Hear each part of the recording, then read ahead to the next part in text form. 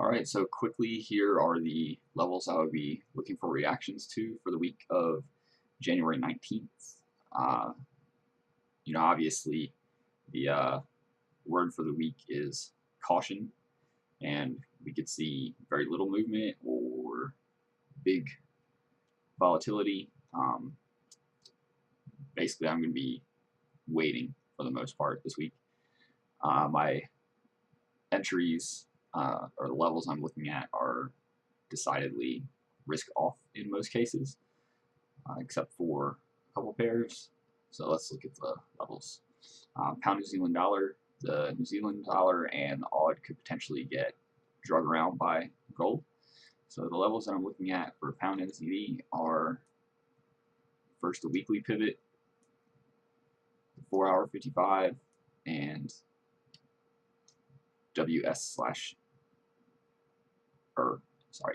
the monthly support 1 and weekly resistance 1 that's in the middle of the Dynafibs, the 4-hour Dynafibs, for a short from those three levels. Pound CAD, I fibbed long, and we can look for an entry in this area, or potentially a move all the way down to 1.8. If we do get a solid break below 1.8, we don't pull back above it, then longs be off the table for me, and I'll probably leave the pair alone for the rest of the week. Pound AUD, I'll be looking for a short. Again, the Australian dollar could get pulled around by gold, and the pound, I'm looking for it to weaken over the week. So 3 options here. We can get a pullback. Get rid of that. We get a pullback to the weekly pivot anywhere in this area from the 4-hour 55 up to I guess the 4-hour 200 or the bullish Dynafib, anywhere in that area. And then our third option is to break this 200, pull back, and have a short signal.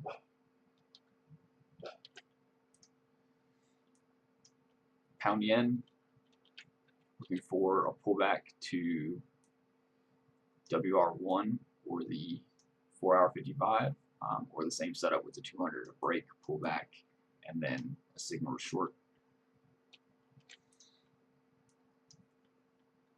Pound USD, I think this will definitely depend on what happens with the dollar for the week. We'll have to see, but we could see a reaction to the weekly pivot, 4-hour 55, perhaps WR1 for a short.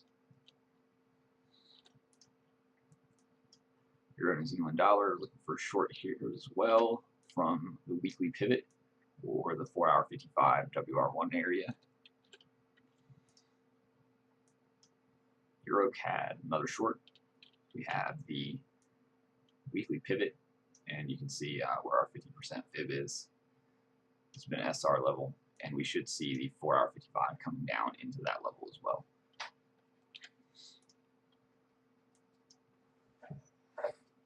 Euro AUD, look for a pullback to the weekly pivot. If we do get bigger pullbacks, we could see a touch of the 4-hour 55 again for shorts.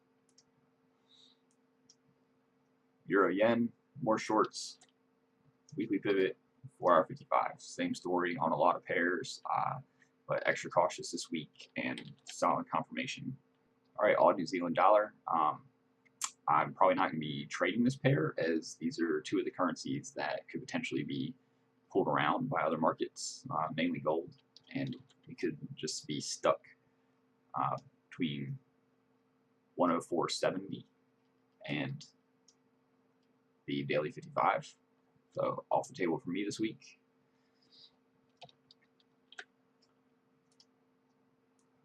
AuDCAD, we've broken the daily 200, so I'll look for a bounce off that level. It's a long. JPY, we're sitting right on the daily 200, just above the 4-hour 55. So I want to see a solid break, pullback, move down on those, or potentially a move up to the daily 55, and then confirmation to short. But we will have to be careful with the EMAs down here if we get a pullback up to this level. This could be another pair that we get kind of some whipsaw motion.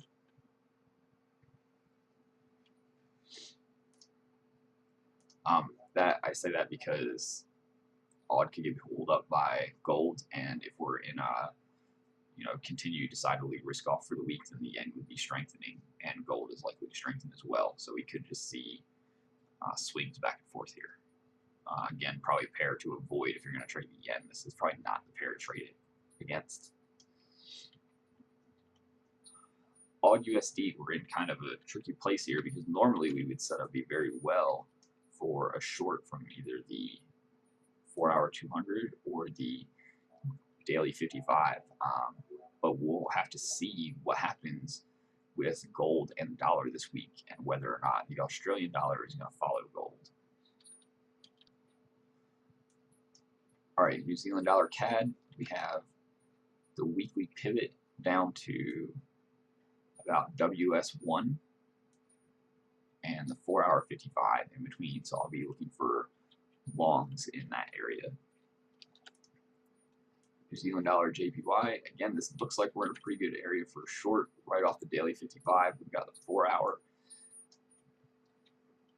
200 and the 4-hour 55 just above that, and the Dynafibs.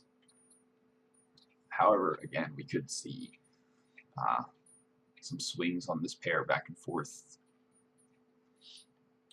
So caution on this pair as well. If you want to get in a short on a yen pair, it's probably better to do it against the euro or the pound or perhaps the dollar. We'll have to see what happens with the dollar. All right, Euro USD. We've been ranging for a little bit here as both the New Zealand dollar and the US dollar strengthened. So you can look for shorts from WR1, longs from MS or WS1, and if you want to be a little bit more risky, you can look for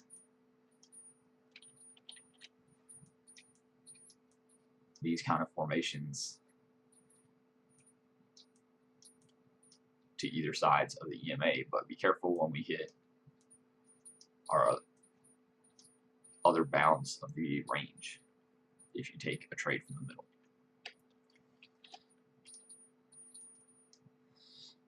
USD CAD, we can look for a long from the 4-hour 55 through the weekly pivot.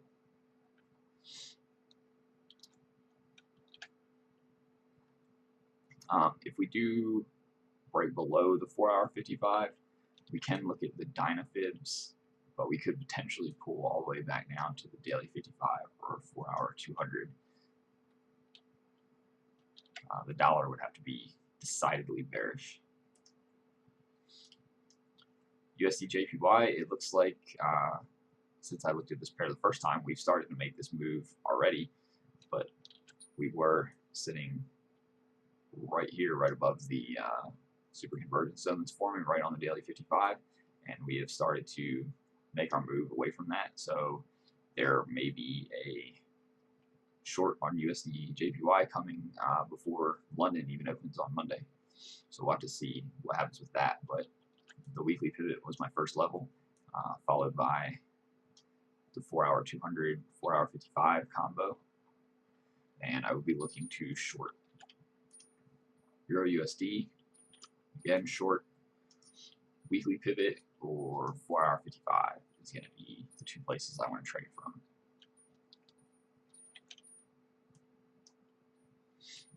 All right, thanks everybody. Stay cool this week, and remember, caution. Who knows what's going to happen with the fallout from last week.